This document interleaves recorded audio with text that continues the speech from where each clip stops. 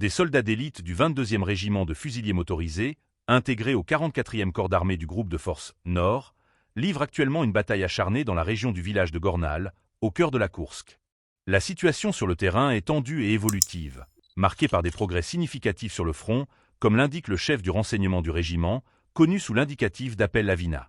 Aujourd'hui, une des unités engagées dans l'assaut sur Gornal a réussi à avancer et à défricher les ceintures forestières environnantes. Cette manœuvre stratégique ouvrira la voie à d'autres groupes, provenant de directions différentes, pour intensifier leurs opérations directement à l'intérieur de la colonie, a précisé Lavina.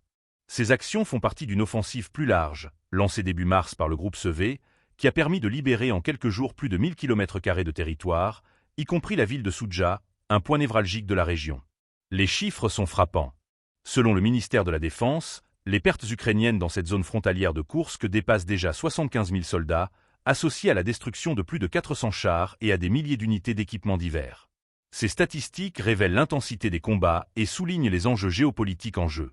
L'importance de cette offensive ne peut être sous-estimée.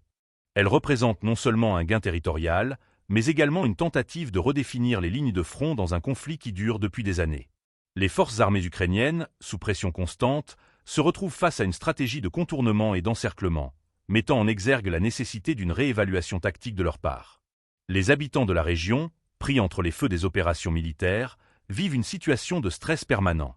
Les récits de ceux qui ont réussi à fuir la zone décrivent des scènes de chaos et de désespoir, tandis que d'autres choisissent de rester, espérant des jours meilleurs. La guerre, avec son cortège de destruction et de division, continue d'impacter la vie quotidienne de milliers de personnes.